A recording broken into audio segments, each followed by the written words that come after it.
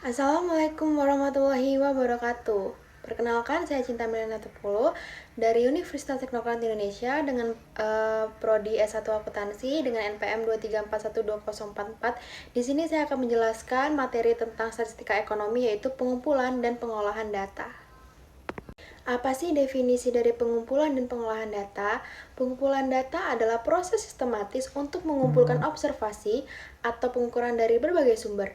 Teknik ini digunakan dalam penelitian bisnis, pemerintah, atau akademis untuk memperoleh pengetahuan langsung dan wawasan asli terkait masalah penelitian.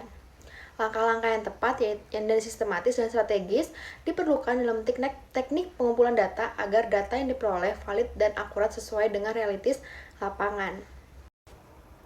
Dalam pengolahan data ada dua metode. Yang pertama metode sensus dan metode sampling.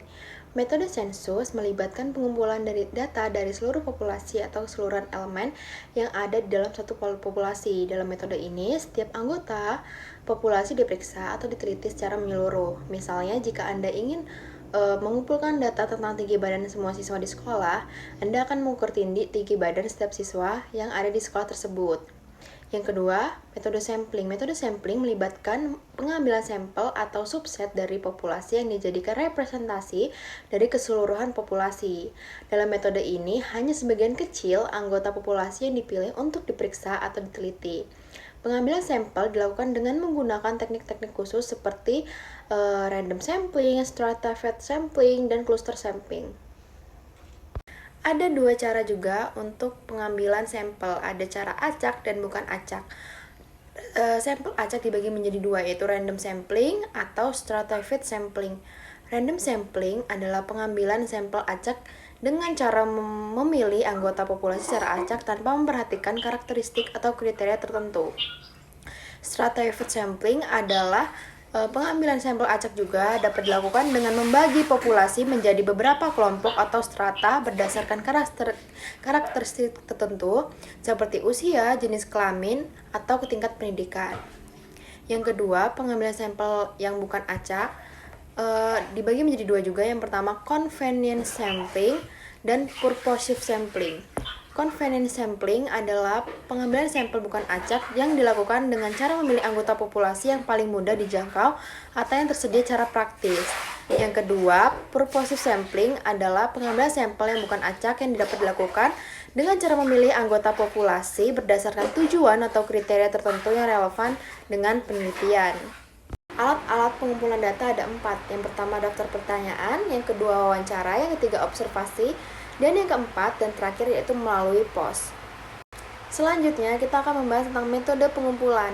Terbagi menjadi dua, yaitu metode pengumpulan data manual dan metode pengumpulan data elektronik. Metode pengumpulan data manual terbagi menjadi dua, yaitu observasi langsung dan wawancara tatap muka. Observasi langsung adalah metode yang melibatkan pengumpulan data dengan melakukan observasi langsung terhadap objek atau subjek yang diteliti. Yang kedua, wawancara tatap muka. Metode ini melibatkan interaksi langsung antara peneliti dan responden. Peneliti ini mengajukan pertanyaan secara langsung kepada responden dan mencatat atau merekam jawaban mereka. Yang kedua, metode pengumpulan data elektronik terbagi menjadi dua, yaitu survei online dan pengumpulan data dari sumber elektronik. Survei online adalah metode yang melibatkan pengumpulan data melalui survei yang dilakukan secara online.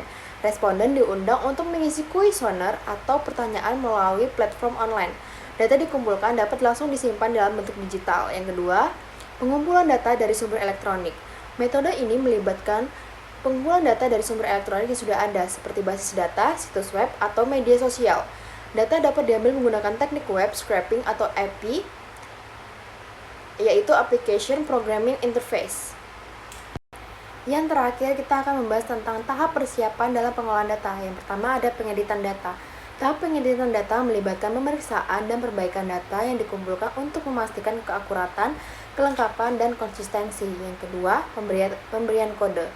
Tahap pemberian kode melibatkan kode atau label pada data untuk mempermudah analisis dan pengolahan lebih lanjut. Kode dapat berupa variabel atau atribut tertentu dalam data. Yang ketiga, ada pemrosesan data.